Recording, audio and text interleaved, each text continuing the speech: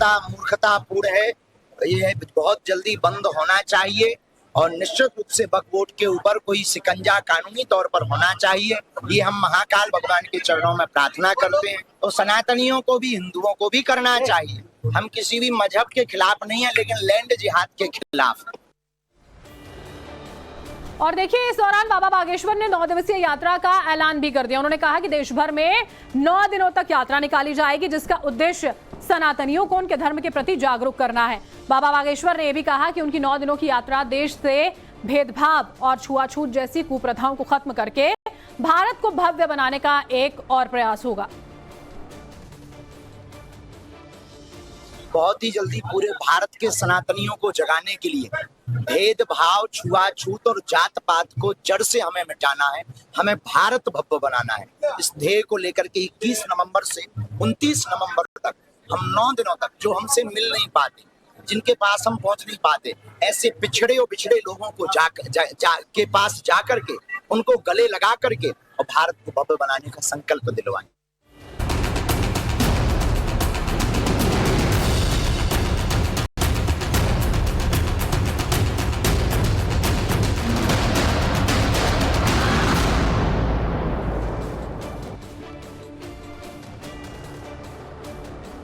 पंडित धीरेन्द्र कृष्ण शास्त्री बाबा बागेश्वर हमेशा मुखर होकर हिंदू राष्ट्र की बात करते हैं, हिंदुओं में चेतना जगाने की बात करते हैं। कई मोर्चों पर उन्होंने ऐलान भी किया कि भारत हिंदू राष्ट्र बनकर रहेगा।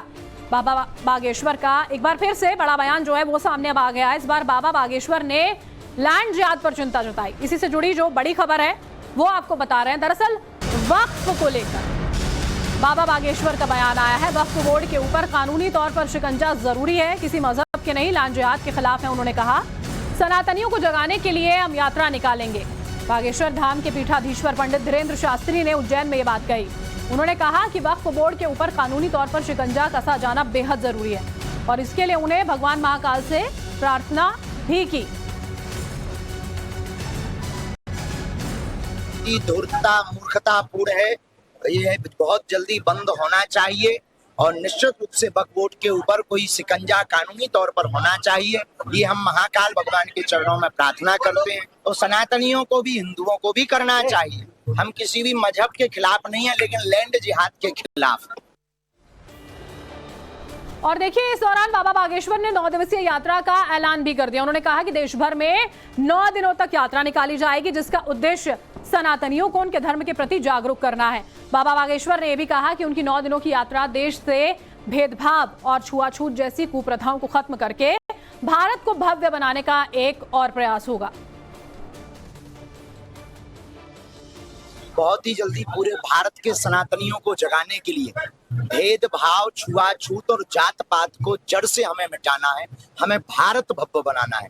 इस ध्येय को लेकर के 21 नवंबर से 29 नवंबर तक हम 9 दिनों तक, जो हमसे मिल नहीं पाते, जिनके पास हम पहुंच नहीं पाते, ऐसे पिछड़े और बिछड़े लोगों को के पास जा करके उनको गले लगा करके और भारत को भव्य बनाने का संकल्प दिलवाएं।